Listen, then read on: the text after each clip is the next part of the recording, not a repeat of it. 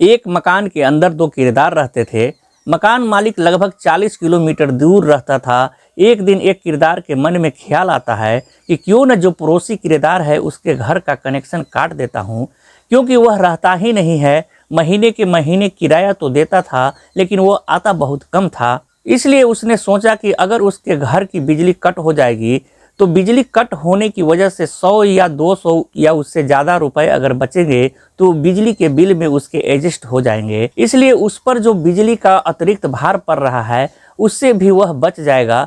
कुछ इसी तरह का उसके मन में लालच आता है और किरदार ने अपने ही पड़ोसी किरदार के बिजली को कट कर देता है। और जैसे बिजली कट करता है कि अभी 24 घंटे का समय भी नहीं बीता था कि पूरे इलाके में इतनी बदबू फैल जाती है, दुर्गंध फैल जाती है, क्योंकि लोग समझ नहीं पाते। पुलिस मौके पर आती है और पुलिस ने आकर इस बदबू को, इस दुर्गंध को ढूंढने की जब कोशिश की तो लोगों को पता चलता है कि एक लाश जो 10 महीने से एक फ्रिज के अंदर पैक है। आखिरकार पुलिस ने इस घटनाक्रम का खुलासा किया तो लोगों को यकीन नहीं हो रहा था कि महज 100-200 की बिजली बचाने की वजह से एक पड़ोसी के घर में जो लाश थी वो लाश निकल के सामने आ जाती है। और 10 महीने बाद अचानक लाश का निकलना और लोगों के सामने पूरी कहानी आना, यह लोगों को आश्चर्यचकित करता है। आज की कहानी को जानने के बाद आप लोग भी सोचने पर मजबूर हो जाएंगे कि आखिरकार कोई भी इंसान कितनी भी शातिर तरीके से क्यों ना अपराध करे, लेकिन कोई ना कोई ऐसी गलती जरूर कर जाता है जिसकी वजह से वह पकड़ा जाता है। और यह व्यक्ति तब पकड़ा जाता है जब उसकी 1 महीने के बाद उसकी बेटी की शादी होने वाली है। आदाब, नमस्कार, सत श्री अकाल। मैं मुकेश चंद विद्यार्थी।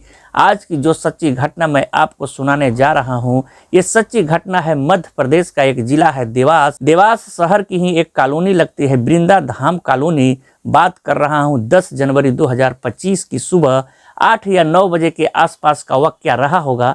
इस वक्त पूरी कॉलोनी में दुर्गंध की एक अजीब सी स्मेल महसूस की जा रही थी, जिसको लेकर लोग परेशान हो जाते हैं। एक दूसरे से पूछने लगते हैं कि यह दुर्गंध जो आ रही है कहाँ से आ रही है। तभी देखते ही देखते जहाँ जहाँ दुर्गंध आ रही थी वह मकान नंबर 128 होता है। मकान नंबर 128 में एक व्यक्ति जिसका नाम बलवीर सिंह होता है, बलवीर सिंह के पास जाते हैं। जाकर कहते हैं कि तुम्हारे मकान के अंदर से दुर्गंध आ रही है, जाकर देखो ऐसा क्या हुआ है। जब बलवीर सिंह से यह बात कही जाती है, बलवीर सिंह कहता है कि मेरे मकान से कोई दुर्गंध नहीं आ रही है। जब बलवीर सिंह सुनता नहीं है तभी किसी ने 112 नंबर पर पुलिस को फ़ोन कर दिया। पुलिस को जैसे ही सूचना मिलती है 5 मिनट के अंदर में पुलिस मौके पर पहुंच जाती है। मौके पर आने के बाद बलवीर सिंह के मकान को चेक किया जाता है। बलवीर सिंह के मकान को देखा जाता है, लेकिन दुर्गंध आज जरूर उसके मकान से रही थी, लेकिन उसके बगल में जो 2 ऐसे कमरे थे जो बिल्कुल बंद थे। तभी वो कहता है कि इन दोनों कमरों को भी खोलो। तो बलवीर सिंह कहता है कि साहब मैं इन कमरों को नहीं खोल सकता, क्योंकि इसके बारे में तो आपको मकान मालिक ही बता सकते हैं। मकान मालिक यहाँ से लगभग 40 किलोमीटर दूर इंदौर में रहते हैं, जिनका नाम DK श्रीवास्तव होता है। यदि उनके बारे में बात करें तो साल 2014 में उन्होंने देवास शहर की वृंदा धाम कॉलोनी में एक मकान खरीदते हैं और मकान को खरीदने के बाद उसको किराए पर दे देते हैं। अक्सर उसमें किरदार आते हैं जाते हैं, इस तरह से एक सिलसिला चलता रहता है। ऐसे ही जब उन्हें फ़ोन किया जाता है तो वो मौके पर आते हैं। आने के बाद वो कहते हैं कि साहब यह जो कमरा है, यह जो घर है, यह 2 हिस्सों में बटा हुआ है। एक पर रहता है बलवीर सिंह और दूसरे हिस्से में रहता है संजय पाटीदार। संजय पाटीदार जो कि उज्जैन के इंगोलिया एक गांव लगता है मौलाना, वो वहां का रहने वाला है। उसने अभी 5 दिन पहले ही कहा था कि यदि तुम यहाँ नहीं रहते हो तो मकान को खाली करो, जो भी सामान है इसको यहाँ से लेकर जाओ। और वो कहता है कि यानी कि संजय पाटीदार कि साहब मैं आपको हर महीने के महीने किराया तो देता हूँ, मैं आपको बिल्कुल भी परेशान नहीं करता। मेरा सामान वहाँ रखा है, उसे रखने में कौन सी दिक्कत, कौन सी आफत आ रही है। इसलिए मकान मालिक को तो पैसे से मतलब होता है, वह कहता है कि कोई दिक्कत नहीं, कोई परेशानी नहीं। तभी इस बलबीर सिंह से पूछा जाता है कि क्या तुम्हारा पड़ोसी से क्या मामला है, तो कहता है कि साहब मैंने तो सिर्फ एक दिन पहले यानी कि 9 जनवरी 2025 को यहाँ का कनेक्शन काटा था, मुझे इससे ज्यादा कोई मतलब नहीं है। आखिरकार पुलिस कमरे को खुलवाती है। खुलवाने के बाद जब अंदर जाती है तो पूरे कमरों को देखा जाता है। तभी पता चलता है कि जो फ्रिज है, फ्रिज को जो कपड़े से बांधा हुआ था, पूरी तरह से बांधा हुआ था, इसलिए फ्रिज को ही खोला जाता है। दुर्गंध उधर से ही आ रही थी। जैसे ही फ्रिज का ढक्कन यानी कि उसका दरवाजा खोला जाता है, दरवाजा खोलते ही एक लाश उसमें से निकलकर गिर जाती है। लगभग 30 या 32 साल की एक महिला होती है जो बिल्कुल ब्लैक हो चुकी थी, काली पड़ चुकी थी और उसके हाथ बंधे हुए थे और उसको ऐसे फ्रिज के अंदर बैठाया था जैसे कोई व्यक्ति आराम से इत्मीनान से बैठ जाता है। जैसे ही वो लाश बाहर निकलती है तो पूछा जाता है कि यह लाश किसकी है। तभी जो मकान मालिक होता है जिसका नाम DK श्रीवास्तव होता है, वह कहता है कि इसके बारे में तो संजय पाटीदार ही बता सकता है, क्योंकि लगभग जून 2024 से वो यहाँ नहीं रहता, कभी कभार आता है और यहाँ से आकर चला जाता है। अब पुलिस ने कुछ टीम गठित करती है। टीम गठित करने के बाद सीधा उज्जैन की इगोलिया गांव के मौलाना भेजा जाता है। वहाँ से संजय पाटीदार आखिरकार घर पर ही मिल जाता है।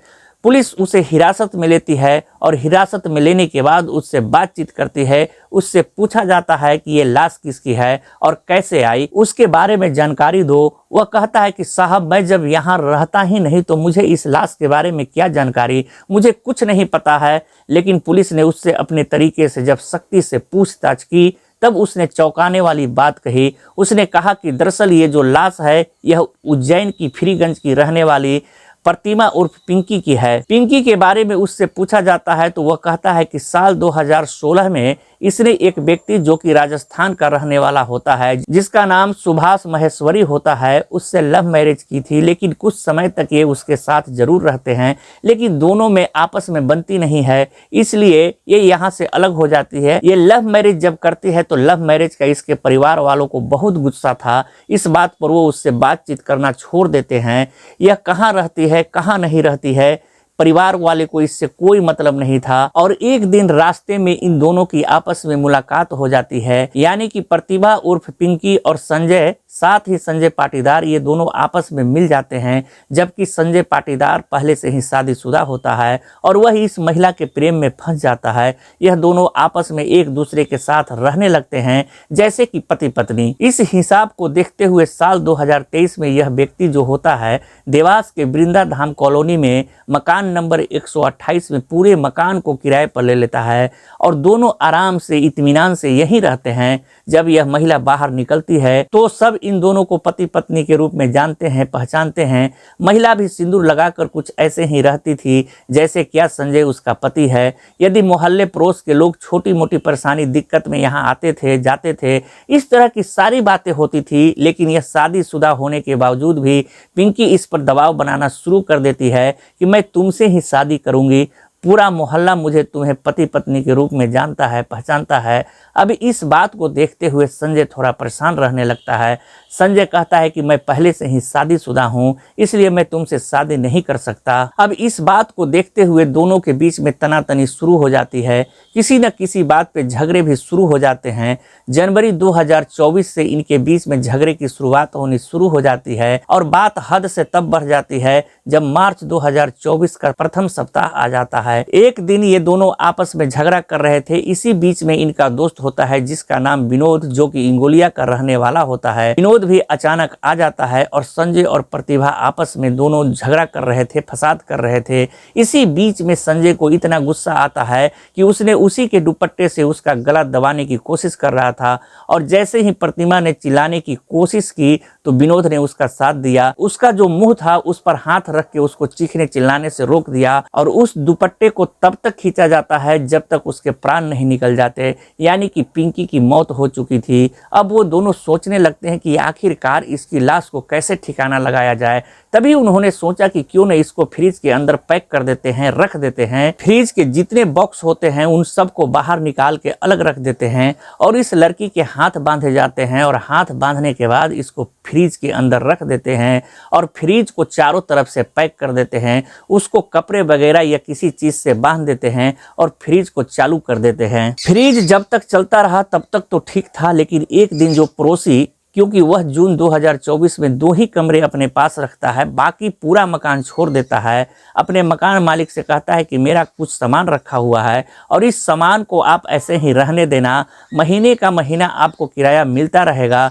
लेकिन जो पड़ोसी बाद में आया था बलबीर सिंह, उसको थोड़ा सा लालच आ जाता है कि क्यों न वह अपने ही पड़ोसी की लाइट को कट कर देगा, क्योंकि वह तो आता ही नहीं है और जो भी 100-200 उसके फ्रिज की लाइट जो खाते हैं, बाकी लाइट जो खाते हैं, तो इससे उसको कुछ फायदा हो जाएगा, बेनिफिट हो जाएगा। और इसी पैसे को बचाने के लिए उसने अपने पड़ोसी की लाइट जैसे ही काटता है तो उसके फ्रिज के अंदर से दुर्गंध आनी शुरू हो जाती है और इस बात की पूरे मोहल्ले में जानकारी हो जाती है। पुलिस मौके पर आती है और उसके बाद लाश निकाली जाती है। निकालने के बाद पोस्टमार्टम वगैरह होता है। जो आरोपी होता है उसको पुलिस पकड़ लेती है, यानी कि संजय पाटीदार को गिरफ्तार कर लेती है। जो इसका साथ देने वाला विनोद इंगोलिया होता है, जो इंगोलिया गांव का रहने वाला, उस व्यक्ति को गिरफ्तार करने के लिए जब पुलिस ने दबिश देना शुरू किया तो पता चलता है कि राजस्थान के टोंक में उसने कुछ ऐसा अपराध किया है जिसकी वजह से पुलिस ने उसे गिरफ्तार किया है और जेल भेज दिया है। फिलहाल वह राजस्थान के टोंक की जेल में बंद है और संजय को 1 दिन के लिए रिमांड पर लिया जाता है। उससे उसी घटनाक्रम के बारे में जानकारी जुटाई जाती है।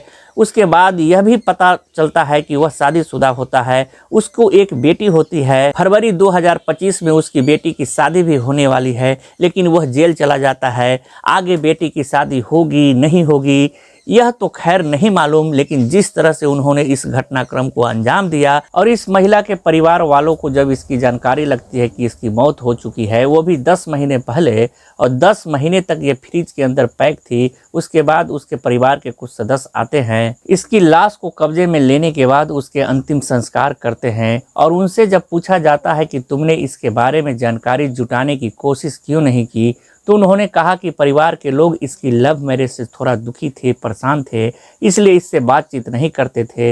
यह कहाँ रहती थी, किसके साथ रहती थी, उन्होंने कुछ ज़्यादा जानने की कोशिश नहीं की।